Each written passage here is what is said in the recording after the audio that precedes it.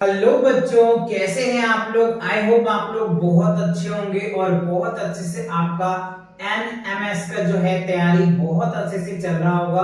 तो last lecture जो था मैंने मैथ्स का आपको करवाया था, जिसमें काफी इंपॉर्टेंट क्वेश्चंस आपको करवाए थे।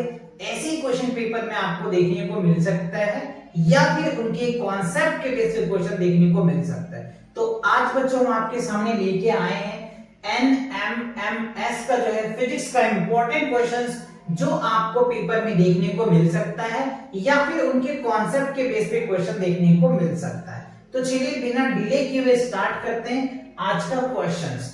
तो ये जो क्वेश्चंस वो क्वेश्चंस है बच्चों जो कहीं न कहीं ऐसे न किसी एग्जाम में पूछे गए हैं, या फिर आपको हरियाणा एनएमएस में हो या फिर आप यूपी में देख सकते हैं या एमपी में देख सकते हैं या वेस्ट बंगाल में देख सकते हैं, कहीं ना कहीं ये क्वेश्चन पूछे गए हैं। वही क्वेश्चन मैं आपको करवा रहा हूं और इनके साथ साथ डिटेल कॉन्सेप्ट भी करवाऊंगा। तो आप वो कॉन्सेप्ट बच्चों लिखते भी चलना, जिससे कि हो सकता है कि इसके बेस पे क्वेश्चन दे दे या इनके कॉन्सेप्ट के बेस पे क्वेश्चन दे दे। तो सभी कॉन्सेप्ट को जरूर आप प्रैक्टिस करना और उनको लिख करके अच्छे से प्रैक्टिस करना है, ठीक है। तो चलिए स्टार्ट करते हैं। सबसे पहला क्वेश्चन देखो, ये जो क्या है, पहला क्वेश्चन आपसे क्या पूछा जा रहा है कि निम्नलिखित में से किस प्रकार के दर्पण में अभी यानी आभासी प्रतिबिंब बनता है, ठीक है। तो यहाँ पे देखो क्वेश्चन क्या है, आभासी प्रतिबिंब, ठीक है। आभासी प्रतिबिंब बनता क्या है, तो सबसे पहले आपको ये पता होना चाहिए बच्चों दर्पण क्या होता है यानी मिरर क्या होता है। तो मिरर आपको पता है कि मिरर पे अत्यधिक जो भी लाइट पड़ती है ना, वो अत्यधिक लाइट को रिफ्लेक्ट कर देता है, उसको हम लोग मिरर बोलते हैं, ठीक है। चलिए अगर इसका आंसर क्या दे रखा है, अवतल दर्पण दे रखा है, उत्तल दर्पण दे रखा है, ए और बी दोनों दे रखा है या ए और बी दोनों नहीं है। तो अगर आपको इसका आंसर पता है तो आप कमेंट सेक्शन में इसका आंसर कमेंट कर सकते हैं। तो मैं पहले इनके कॉन्सेप्ट क्लियर करूंगा, फिर मैं इसका आंसर बताऊंगा, ठीक है। तो सबसे पहले देखो दर्पण। तो अगर मैं बच्चों दर्पण की बात करूं ना, तो आप ऐसे देखो दर्पण है ना, दर्पण क्या होता है। दर्पण दो टाइप के होते हैं, पहले इसको समझिए बेसिक चीजें। तो दो दर्पण के दो टाइप्स होते हैं। एक क्या होता है, समतल दर्पण होता है, समतल, ठीक है, समतल दर्पण होता है, ठीक है। और दूसरा क्या होता है बच्चों, गोलीय दर्पण होता है, ठीक है, गोलीय दर्पण। अब आप समझिए, देखो दर्पण दो हो गए, एक समतल और गोलीय। अब देखो गोलीय दर्पण भी क्या होता है ना, दो टाइप्स के होते हैं बच्चों। ये क्या होता है, एक अवतल होता है, ठीक है, एक अवतल दर्पण होता है, ठीक है, और एक क्या होता है, उत्तल दर्पण होता है। एक क्या होता है, उत्तल दर्पण होता है, ठीक है। अब आप समझिए, देखो अब अगर हमने किसकी बात कर रहे हैं, आभासी प्रतिबिंब का, तो जो समतल दर्पण होता है ना बच्चों, इसमें क्या होता है, हमेशा आभासी प्रतिबिंब बनता है, आभासी प्रतिबिंब बनता है, ये याद रखिएगा, ठीक है। पहला क्वेश्चन तो आपको ये समझ में आया कि किस दर्पण पे आभासी प्रतिबिंब बनता है, समतल दर्पण में हमेशा आभासी प्रतिबिंब बनता है। अच्छा अब आइए उत्तल दर्पण में। देखो उत्तल दर्पण में भी क्या होता है, आभासी प्रतिबिंब बनता है बच्चों। क्या बनता है, इसमें भी आभासी प्रतिबिंब बनता है।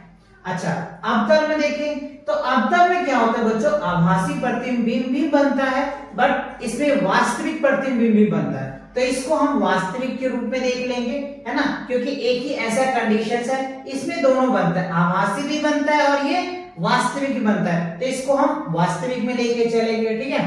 अब आपके आंसर्स में देखो, इस कॉन्सेप्ट को आप नोट कर लेना। हमें क्वेश्चन कह रहे हैं आभासी, तो देखो अवतल दर्पण तो हो नहीं सकता, क्योंकि अवतल में क्या होता है, आभासी प्रतिबिंब भी बनता है और वास्तविक भी बनता है। तो क्वेश्चन में कह रहे हैं आभासी, तो आभासी में देखो क्या होगा, उत्तल हो सकता है, तो बी आपका क्या हो जाएगा, करेक्ट आंसर होगा। क्यों, क्योंकि समतल आपको दे नहीं रखा है, तो उत्तल ही मारेंगे, है ना, तो उत्तल जो होगा करेक्ट आंसर होगा। क्लियर हुआ। चलो आगे बढ़ते हैं अगले क्वेश्चन पे। अब देखो क्या है बच्चों, ये आईज है। पहले क्वेश्चन को हम लोग समझते हैं, फिर कॉन्सेप्ट को समझेंगे। कह रहे हैं कि निकट दृष्टि यानी मायोपिया के दोष को नेत्र के सामने निम्नलिखित में से किस लेंस का उपयोग करके सुधारा जा सकता है, ठीक है। तो देखो ये जो आप देख पा रहे हो, ये हमारा आईज है। आईज को क्या होता है, यानी हमारे आईज में तीन तरह का क्या होता है, दोष होता है। ठीक है, हमारे आइज में क्या होता है, 3 तरीके का दोष होता है। क्वेश्चन क्लियर हुआ? चलो मैं एक बार रिपीट करके ऑप्शन बता देता हूं जिससे कि आप भी अपना आंसर ढूंढ सको, राइट। फिर मैं इनका कॉन्सेप्ट करा के फिर इसका आंसर भी मैं आपको बताऊंगा, ठीक है। क्वेश्चन समझ में आया कि जो हमारे निकट दृष्टि दोष, निकट दृष्टि है के दोष को नेत्र के सामने निम्नलिखित में से किस लेंस का उपयोग करके सुधारा जा सकता है। यानी मान लो आपको निकट दृष्टि दोष है या किसी XYZ को निकट दृष्टि दोष है, तो उसको सुधार करने के लिए कौन सा लेंस के सामने ले जाया जाएगा। पहला सिलेंड्रिकल लेंस है, दूसरा उद्दल लेंस है यानी उत्तल लेंस हो जाएगा, और उसके क्या है अवतल लेंस है, या उपयुक्त में से कोई नहीं। इन चारों में से क्या कौन सा आंसर है, आप आंसर सोचो, फिर मैं इसका डिटेल कॉन्सेप्ट करा करके आपको बताऊंगा। अब समझिए थोड़ा, ये जो है निकट दृष्टि दोष यानी नेत्र या हमारे आंख, तो आंख में क्या है बच्चों, 3 तरीके का दोष होता है। आप पहले कॉन्सेप्ट को समझो। एक क्या होता है निकट, एक होता है निकट दृष्टि दोष, दूसरा होता है बच्चों दूर दृष्टि दोष। क्या होता है, दूर दृष्टि दोष, और तीसरा क्या होता है जरा, है ना, जरा दृष्टि दोष होता है, ठीक है। देखो निकट दृष्टि यानी निकट दृष्टि दोष क्या होता है, यानी जिस आंख को नजदीक की वस्तु जो है, निकट दृष्टि दोष मतलब क्या होता है, दूर के वस्तु को देख लेता है लेकिन नजदीक के वस्तु को नहीं देखता है, उसको हम बोलते हैं निकट दृष्टि दोष। दूर दृष्टि दोष क्या हो गया, दूर दृष्टि दोष में क्या होगा, नजदीक की वस्तु को देख लेते हैं लेकिन दूर के वस्तु को नहीं देखते हैं। और जरा दृष्टि में क्या होगा, दोनों बात होती है। अच्छा, इसका निवारण कैसे होगा, उपचार कैसे होगा, किस लेंस से होगा। तो देखो निकट दृष्टि दोष का जो उपचार होता है ना बच्चों, अवतल लेंस से होता है, जिसको हम लोग अपसारी भी बोलते हैं। क्या बोलते हैं, अपसारी भी बोलते हैं, ठीक है। अच्छा, दूर का निवारण किससे होगा, उत्तल से होगा बच्चों। क्या होगा, उत्तल से होगा, जिसको हम लोग अभिसारी भी बोलते हैं। क्या बोलते हैं, अभिसारी भी बोलते हैं। और जरा के क्या होगा, बाइफोकल, बाइफोकल, है ना। क्या होगा बच्चों, बाइफोकल। देखो आपको सारा कॉन्सेप्ट के साथ में करवा रहा हूं, जिससे कि आपको अगर क्वेश्चन घुमा भी देना तो आप घूमने वाले में से नहीं होगे, क्योंकि ऐसे ही मैं आपको प्रिपरेशन करा रहा हूं, ऐसे मैं आपको कॉन्सेप्ट क्लियर करा रहा हूं। एक ही क्वेश्चन से आपको कितने क्वेश्चन में बना रहा हूं ये आप खुद भी देख रहे हो, है ना। इसीलिए मैं कहता हूं ये जो क्लास है ना बच्चों, आप ये क्वेश्चन को मत समझना, यूज ऑफ कॉन्सेप्ट में आपको करवा रहा हूं, ठीक है। क्योंकि देखो कितने क्वेश्चन इससे बन सकते हैं, 6 क्वेश्चन बन सकते हैं, और एक क्वेश्चन ऑलरेडी आपसे पूछ रहा है, तो आप समझ पा रहे हो कि अगर मैं 10 क्वेश्चन करा दिया ना, तो सोच लो आपके 50 क्वेश्चन के बराबर है। और आप जानते हो कि 10 से 15 क्वेश्चन ही आपके फिजिक्स से रहते हैं, और 10-15 क्वेश्चन आपके बायो से, 10 केमिस्ट्री से होंगे, है ना। तो ऐसे क्वेश्चन रहेंगे। तो ये चीज आप समझ सकते हो कि 2 या 3 लेक्चर अगर आप फिजिक्स का देख लेते हो ना, तो सफिशिएंट हो जाता है आपका पेपर के लिए ये क्वेश्चंस। क्लियर? चलो तो अब बताओ इसमें से कौन से आंसर्स होंगे, क्या होंगे, अवतल होंगे बच्चों। तो सी इज द करेक्ट आंसर। सी क्या होगा आपका करेक्ट आंसर। अगर आपने सी दिया है तो अच्छी बात है, नहीं तो आप यहां से कंपेयर कर सकते हो। चलो आगे बढ़े। अब देखो क्वेश्चन नंबर 3 में क्या है, प्रकाश की एक किरण के किसी सघन, अच्छा सघन क्या होता है, सघन वहां होता है घना, डेंसिटी, जहां पे बहुत ज्यादा घना होता है उसको सघन बोलते हैं, ठीक है। विरल मतलब खाली में प्रवेश करने पर अपवर्तन कोण क्या होता है, बढ़ जाता है, पट जाता है यानी घट जाता है, या फिर परिवर्तित नहीं होता, या अत्यधिक कम हो जाता है, ठीक है। अगर आपको आंसर पता है तो इसका आप आंसर कमेंट सेक्शन में दो, ठीक है। चलो आप दो, अब तब तक मैं इसकी कॉन्सेप्ट क्लियर कराता हूं। देखो सबसे पहले हम ये ले लेते हैं, ठीक है। अब यहां समझिए, ये जो है एक हम ले लेते हैं विरल माध्यम, ये क्या ले लेते हैं विरल माध्यम, और ये क्या ले लेते हैं हम लोग सघन माध्यम, ठीक है।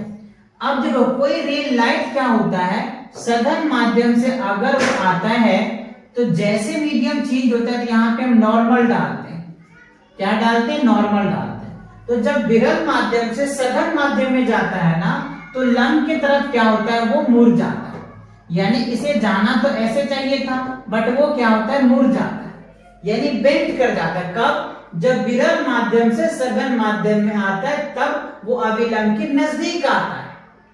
क्या होता है, प्रावर्तिक किरण जो क्या होता है अविलंब के नजदीक आ जाता है। अच्छा, अब दूसरा कंडीशन समझिए, दूसरा कंडीशन समझिए, ये क्या हो गया हमारा विरल, ठीक है, और ये क्या हो गया बच्चों सघन, है ना, ये क्या हो गया सघन। अब देखिए अगर हम सघन माध्यम से दे रहे हैं तो जैसे यहाँ पे आएगा तो यहाँ हमें नॉर्मल डालना पड़ता है। क्या डालना पड़ता है, नॉर्मल। अब देखो इसको जाना तो चाहिए था ऐसे, जाना तो ऐसे चाहिए था, बट ये कैसे जाएगा, ये ऐसे चला जाएगा। ये क्या होगा बच्चों, ऐसे चला जाएगा। ये हमारा नॉर्मल है, नॉर्मल को हम लोग एन से रिप्रेजेंट करते हैं, है ना, नॉर्मल को एन से रिप्रेजेंट करते हैं। अब देखो सघन माध्यम से जब विरल माध्यम में जाता है ना तो लंब से या अभिलंब से दूर चला जाता है। क्या होता है, दूर चला जा रहा है, देखो दूर जा रहा है ना, तो दूर जा रहा है। अच्छा, तो ये पहला कंडीशन आ गया, दूसरा कंडीशन आ गया।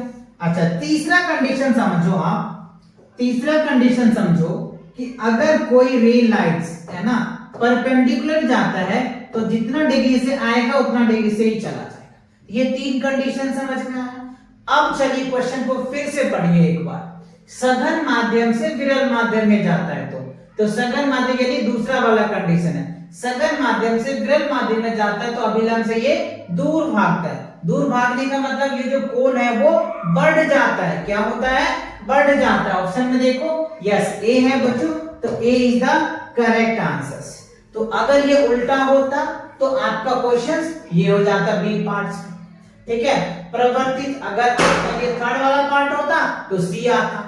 तो समझ रहे बात को ना, तो आपको क्वेश्चन को समझना है और वो किस तरह से पूछ रहा है। मैंने आपको ये तीन टाइप्स होते हैं, इसमें तीनों टाइप्स मैंने आपको डिटेल बताया। यानी यहाँ पे क्या होता है, इंसिडेंट एंगल और रिफ्लेक्टेड एंगल दोनों इक्वल हो जाता है, ठीक है ना। यहाँ देख लो ये क्या हो जाएगा आपका बड़ा होगा, ये छोटा हो जाएगा। यहाँ पे इंटरनल ये क्या होगा, छोटा हो जाएगा, ये बड़ा हो जाएगा। बात क्लियर हुई, कॉन्सेप्ट क्लियर हुआ, क्वेश्चंस के आंसर अच्छे से समझ में आ गया, दैट्स गुड। चलो आगे बढ़े। ओके, अब चलो क्वेश्चन नंबर 4 में देखो क्या कह रहा है। निम्नलिखित में से न्यूनतम तरंगदैर्घ्य यानी लैम्डा किसका तरंगदैर्घ्य वाली तरंगे होती है निम्नलिखित में। तो देखो सबसे कम जो होता है ना बच्चों गामा रेज का होता है, गामा है ना, गामा रेज का होता है, ठीक है। और उससे ज्यादा जो होता है ना एक्सरे का होता है। क्या होता है, एक्सरे किरणें का होता है ना, एक्सरे किरणें या रे बोल दो, जो भी बोल दो। अच्छा, ऑप्शन में देखो क्या है, एक्सरे। गामा का जो होता है ना बच्चों 10 टू द पावर -16 होता है, और एक्सरे का 10 टू द पावर -8 से लेकर के 10 टू द पावर -13 होता है। इसमें क्या हो जाएगा आपका गामा एक्सरे हो जाएगा। अगर गामा रेज होता तो गामा होता, सबसे जो कम है ना वो गामा का है, ठीक है। उसके बाद जो होता है एक्सरे का होता है। ये बात क्लियर हुई आपको। चलो इसमें गामा रेज नहीं दिया हुआ इसलिए एक्सरे किरणें हो गया। ओके, चलो अगला क्वेश्चन देखते हैं। क्वेश्चन नंबर 5 में देखो कह रहा है कांच के लिए क्रांतिक कोण यानी क्रिटिकल एंगल जो है ना 45 डिग्री है। कितना है, 45 डिग्री है। तो इसका अपवर्तनांक क्या होगा, राइट। तो देखो अपवर्तनांक यानी n इक्वल्स टू क्या होगा फॉर्मूला 1 अपॉन में sin IC बोलते हैं। IC का जो मान दे रखा है आपको, IC यानी क्रिटिकल एंगल बोल देते हैं इसको, या क्रांतिक कोण जो है वो 45 डिग्री है, ठीक है ना। तो अब क्या करेंगे 1 अपॉन में 45 तो sin 45 लिखेंगे, राइट। क्या लिखेंगे, sin 45 डिग्री। अच्छा, आपको ये याद होनी चाहिए बच्चों sin 45 डिग्री का जो वैल्यू होता है ना 1/√2 होता है। क्या होता है, 1/√2 होता है। अच्छा, तो यहाँ पे क्या लिखोगे 1/√2 लिखोगे। ओके, अब इसके नीचे कुछ नहीं तो 1 कर दो, तो 1 बाय क्या हो जाएगा, इसको अगर आप सॉल्व करोगे तो 1 ये हो जाएगा आपका 1/1 इंटू √2 बाय क्या हो जाएगा 1। फाइनली सॉल्व करोगे तो √2 की वैल्यू होता है 1.14, ठीक है ना। ये आपका क्या निकल के आ जाएगा आंसर। √2 की वैल्यू होती है 1.414 होता है। ऑप्शन में देखो यस बी रहा बच्चों, तो B is the correct answer. क्यों? क्योंकि डेसिमल के 2 डिजिट तक ही लिया गया है सब में, इसीलिए 1.41 आप इसको आंसर बोल सकते हो। 1.41 आपका आंसर हो जाएगा। तो ये याद रखना, √2 की जो वैल्यू होता है ना बच्चों 1.414 होता है, √3 की जो वैल्यू होती है ना, ये सब याद रहना चाहिए आपको, 3.21 होता है ना। तो ये चीजें आपको याद रखना चाहिए, ये बहुत यूजेस होता है। ठीक है, चलो ये क्लियर हुई। ओके, अब क्वेश्चन नंबर 6 में देखिए कह रहा है हीरे में अत्यधिक चमक क्यों होती है। आप ये देख रहे हैं डायमंड है ना, इस डायमंड में अत्यधिक चमक क्यों होता है, इतना ज्यादा, सबसे ज्यादा होता है। बिकॉज क्या होता है, इसका नो आंतरिक ही होता है। लाइट एक बार एंटर कर गया ना, तो वो लाइट बाहर नहीं आता, यानी आंतरिक ही परिवर्तन होता है। तो इसमें देखो कह रहा है पूर्ण आंतरिक परिवर्तन के कारण होगा, तो बी क्या होगा, करेक्ट आंसर होगा। यानी इसके पूर्ण आंतरिक, अंदर में ही देख लो लाइट कितना क्या अंदर शाइनिंग कर रहा है, इस वजह से डायमंड क्या होता है, इतना ज्यादा शाइनिंग करता है ना, इतना ज्यादा चमकता है। क्लियर हुआ? ओके, आगे बढ़े। क्वेश्चन नंबर 7 में देखो कह रहे हैं निम्नलिखित में से किस रंग की प्रकाश किरणें को किसी प्रिज्म से होकर निकलने पर विचलन कोण सबसे अधिक होता है। तो देखो विचलन कोण अगर आप देखोगे तो देखो विचलन क्या होता है, सबसे ज्यादा वायलेट कलर यानी बैंगनी का होता है। आप इस फिगर में एनालाइज कर सकते हैं बहुत अच्छे से। ये आपके पेज में जब ये श्वेत प्रकाश आता है तो 7 डग में डिवाइड हो जाता है, यहाँ पे स्पेक्ट्रम है और ये सारे कलर्स आपको डिफाइन कर दिया गया। तो क्या होगा आपका बैंगनी आंसर आ जाएगा। क्वेश्चन नंबर 8 में देखो कह रहे हैं यदि दो समतल दर्पण को बारी बारी से परस्पर 30 डिग्री, 40 डिग्री, 50 डिग्री और 60 डिग्री के कोण पर झुकाकर रख दिया जाए तो निम्नलिखित में से परस्पर किस कोण पर दर्पण की प्रतिबिंब की संख्या अधिक होगी। तो देखो बच्चों दर्पण की यानी प्रतिबिंब की संख्या निकालने के लिए हम क्या फॉर्मूला है पहले आप वो समझ लो। प्रतिबिंब है ना, क्या कह रहे हैं, प्रतिबिंब की संख्या, ठीक है, प्रतिबिंब की संख्या या फिर इसको n बोल दो, बराबर कितना होता है 360 अपॉन में क्या होता है थीटा डिग्री। इसमें एक कंडीशन भी होता है इवन और ऑड का, बट इवन ऑड अभी हम आपको नहीं समझाएंगे, जनरली कराएंगे, क्योंकि इवन ऑड समझाने लगेंगे तो थोड़ा सा वीडियो बड़ा भी हो जाएगा। और आपको पता है कि ये कॉन्सेप्ट क्वेश्चंस के पैटर्न चल रहा था क्वेश्चन। बाकी अगर कॉन्सेप्ट आपको और डिटेल समझना है आप कमेंट सेक्शन में कमेंट कर देना, मैं आपको अलग से ये इनके कॉन्सेप्ट भी आपको करवा दूंगा, डिटेल इवन ऑड भी आपको क्लियर करा दूंगा। ठीक है, अभी आप इसको समझो। तो देखो n इक्वल्स टू क्या हो जाएगा 360 अपॉन में क्या होता है थीटा। ठीक है, तो थीटा एक एंगल्स है। तो अगर आपके पास प्रतिबिंब देखो, अगर हमारे पास 30 डिग्री है तो इसके डिफाइन करते कितना आ जाएगा 12 हो जाएगा, तो 12 हो जाएगा। अब 40 डिग्री अगर लेके चलते हैं तो देखो 40 डिग्री लेके चलेंगे तो 0 से कैंसिल है ना, 9 चौक 36 तो 9 हो जाएगा, तो 9 इमेजेस बन जाएगा। इसका मतलब क्या होगा, जितना एंगल हमारा छोटा है, डिग्री जितनी छोटे हैं, इमेजेस उतने ज्यादा बनेंगे। ठीक है, 30 डिग्री में 12 इमेज बन रहा है, 40 डिग्री में 9 बन रहा है, 50 में उससे भी कम, 60 में उससे भी कम, 190 में और कम हो जाएगा, 180 में और कम होता जाएगा। तो जैसे जैसे एंगल बढ़ेगा ना इमेजेस घटता चला जाएगा। तो क्या हो जाएगा आपका 30 डिग्री है ना, 30 डिग्री कितना हो रहा है 12 इमेजेस बन रहा है, बाकी में तो और कम बन जाएगा। बिकॉज हमें अत्यधिक पूछा जा रहा है ना, अधिक मैक्सिमम पूछा जा रहा है, अधिक से अधिक पूछा जा रहा है। तो इसमें तो इन चारों में से सबसे अधिक तो 30 डिग्री ही है जो 12 आ रहा है। बाकी आप इसको चेक कर सकते हैं, है ना, 6 6 36, इसमें 6 आ जाएंगे, इसमें आ जाएगा आपका 0 से काट दो 6 5 से 7 इसके आसपास आएंगे। ठीक है, तो बाकी तो समझ रहे हो ना, इसमें 9 आ गए, इसमें 12 आ गए, तो सबसे ज्यादा तो इसी में होगा। ठीक है, चलो अब क्वेश्चन नंबर 9 में देखो क्या है, अनंत पर रखी गई वस्तु उत्तल लेंस में बनने वाला प्रतिबिंब होता है। वास्तविक छोटा और उल्टा, वास्तविक और अत्यधिक छोटा, यानी उग्र और छोटा उपयुक्त में से कोई। तो देखो आपको दिया है उत्तल लेंस, तो सबसे पहले हम उत्तल लेंस बना लेते हैं। ये देखो बच्चों आपका बन गया उत्तल लेंस, ये होगा प्रिंसिपल एक्सिस। अच्छा, अब जैसे देखो ये एक लेंस आया तो ये क्या होता है ऐसे बेंड हो जाएगा, और अगर क्या होता है, एक अगर हम प्रकाश से जाते हैं तो कुछ इस हिसाब से होता है, ठीक है। तो यहाँ पे देखो बेंड कर रहा है, ये देखो इमेजेस बन रहा है, तो ये तो इनफाइनाइट से आ रहा है, मैं थोड़ा सा टेढ़ा हो गया, आप अच्छे से बनाना क्या, तो क्वेश्चन मैं समझाने के लिए कर रहा हूँ ना। तो ये पैरेलल इनफाइनाइट से आ रहा है, तो देखो इनफाइनाइट से ये छोटी सी जगह पे बन रही, मतलब ये कह सकते हैं वास्तविक बन रहा है, अत्यधिक छोटा बन रहा है, क्योंकि इनफाइनाइट पे कितना बड़ा है किसी को पता तो है नहीं, तो हम ये कह सकते हैं कि वास्तविक बन रहा है और अत्यधिक छोटा हो रहा है, ठीक है।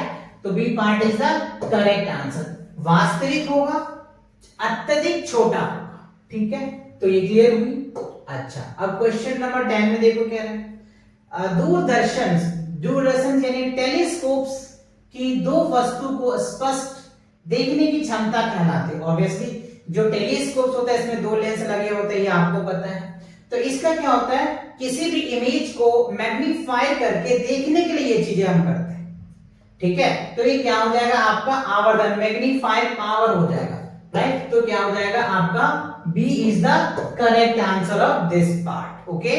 चलिए अब क्वेश्चन नंबर 11 देख लेते हैं, क्या है, लेंस की क्षमता का मात्रक क्या होता है। देखो लेंस की क्षमता की जो मात्रक होता है ना दोस्तों, डायोप्टर होता है। क्या होता है, डायोप्टर, यानी P इक्वल्स टू क्या होता है 1/f, और f जो होता है वो मीटर में कहा जाता है, और इसका जो यूनिट होता है ना वो डायोप्टर होता है, राइट। तो क्या हो जाएगा आपका B is the correct answer of this questions, okay. Now the move on the next. अब क्वेश्चन में क्या है, किसी समतल दर्पण पर पड़ रही प्रकाश की एक किरणें का अपतन कोण 60 डिग्री है। यदि दर्पण को 10 डिग्री के कोण से घुमा दिया जाए तो नया परावर्तन कोण क्या होगा। तो आप एक बार समझो, ठीक है। देखो समतल दर्पण है, ये मान लो हमने क्या ले लिया, समतल दर्पण ले लिया। अब ये एक इंसिडेंट एंगल है, यहाँ पे हम नॉर्मल डालेंगे तो यहाँ पे इस तरीके से आएगा, ठीक है। तो हमने पढ़ रखा है कि जो एंगल आई होता है एंगल आर के बराबर होता है, ये पढ़ा है ना, एंगल आई बराबर क्या पढ़ा हमने, एंगल आर पढ़ा है, यानी इंसिडेंट एंगल इक्वल्स टू क्या होता है, रिफ्लेक्टेड एंगल। तो अगर इंसिडेंट एंगल 60 डिग्री का है तो रिफ्लेक्टेड एंगल भी 60 डिग्री का होगा, ठीक है। अच्छा, तो यहां हम ये कह सकते हैं आई अगर 60 डिग्री है तो आर भी क्या होगा 60 डिग्री होगा, ठीक है। बट ट्विस्ट क्या है, ट्विस्ट ये है कि जब ये 10 डिग्री पे घुमा दिया जाता है, तो देखो बच्चों इसके लिए एक फॉर्मूला होता है, आप याद कर लेना, अगर थीटा घूम जाता है ना तो वो ट्वाइस हो जाता है, जितना भी एंगल होगा उसका ट्वाइस हो जाएगा। तो जब घूमेगा तो वो कितना हो जाएगा, ट्वाइस बराबर 10 डिग्री पे है तो ये क्या हो जाएगा 20 डिग्री। तो 20 डिग्री तो ये घूम गया, ठीक है, 20 डिग्री ये घूम गया और आपके पास 60 डिग्री है, तो फाइनल जो एंगल आएगा वो 60 डिग्री प्लस 20 डिग्री, तो कितना हो जाएगा 80 डिग्री होगा। तो ये आपको याद रखना है और ये फॉर्मूले से आपको याद रखना है। अगर 15 डिग्री से घूम रहा है तो 30 डिग्री हो जाएगा, 30 डिग्री से घूम रहा है तो 60 डिग्री हो जाएगा, क्योंकि ये ट्वाइस होता है, ये आपको याद रखनी है। ये बात एकदम फॉर्मूला है, बेसिक है, आप आसानी से बिना देखे भी कर सकते हो। क्वेश्चन घुमा के भी दे सकता है कि 10 डिग्री घूमता है तो बताओ वो एंगल क्या निकल के आएगा, ट्वाइस कर देना आपका आंसर आ जाएगा, ठीक है। तो इसमें क्या हो जाएगा, सी आपका करेक्ट आंसर होगा। अच्छा, अब क्वेश्चन नंबर 30 में देखो क्या है, निम्नलिखित में से कौन सा गोलीय विपथन से मुक्त होता है। तो देखो गोलीय विपथन क्या होगा, जैसे इसको होता है क्या, जैसे आप यहाँ पे देख पा रहे होंगे ये एक लेंस है, अब इस लेंस से ये रे निकल के आ रहा है, आप देख रहे हैं अलग अलग डायरेक्शन में कट रहा है ना। तो ये क्या होता है, ये जो है ना इसके थिकनेस पे डिपेंड करता है। तो ये थिकनेस की वजह से कभी पहले कट जाता है, कभी आगे कट रहा है, कभी पीछे कट रहा है, तो ये होता है हमारा गोलीय विपथन। तो इसे मुक्त करने के लिए हम क्या करेंगे, मुक्त करने के लिए क्या करना होता है, हमें गोलीय यानी हम ये कह सकते परवलयी आकार का लेंस लेना पड़ता है, जो आप यहाँ पे देख रहे हैं, यहाँ पे सभी एक जगह ही कट रहा है ना, देखो सारी सिमेट्री है, तो ये क्या हो जाएगा आपका करेक्ट आंसर होगा। यानी ये जो है इसमें एक भी आप देखो कि गोलीय विपथन नहीं है, इसमें तो है ना बहुत ज्यादा, लेकिन इसमें नहीं है। तो ये इसके लिए आपको कौन से लेंसेज चाहिए, तो इसके लिए परवलयी लेंस चाहिए, क्या चाहिए परवलयी। तो यहाँ पे देखो सी दे रखा है आपका, तो सी इज द करेक्ट आंसर। पहले तो आपको गोलीय विघटन भी समझ में आ गया, इस तरीके से कट होता है, इसको बोलते हैं गोलीय विघटन। ठीक है, और यहाँ पे देखो एक पॉइंट पे कट रहा है, कहीं एक सीक्वेंस में नहीं है ना, एक जगह कट रहा है, तो हम इसको बोलेंगे ये क्या है, गोलीय विघटन से मुक्त है। तो इसके लिए हमें परवलयिक करके क्या चाहिए, दर्पण चाहिए या लेंस चाहिए, जो भी आप कह लीजिए। ठीक है, चल आगे बढ़े। क्वेश्चन नंबर 40 में देखो f बराबर r/2 से संबंधित है, क्या होगा, उत्तल दर्पण होगा या परवलय होगा या समतल दर्पण होगा या अवतल दर्पण होगा। तो बच्चों इसमें देखो ऑप्शन है गोलीय दर्पण होगा, है ना, गोलीय दर्पण होगा, या फिर आप इसमें ये कह सकते हैं A और ये दोनों हो सकता है। ठीक है, क्या हो सकता है, A एंड B, है ना, या फिर आप भी E में एक ऑप्शन डाल दो, क्या डाल दोगे, गोलीय दर्पण, है ना, क्या हो जाएगा,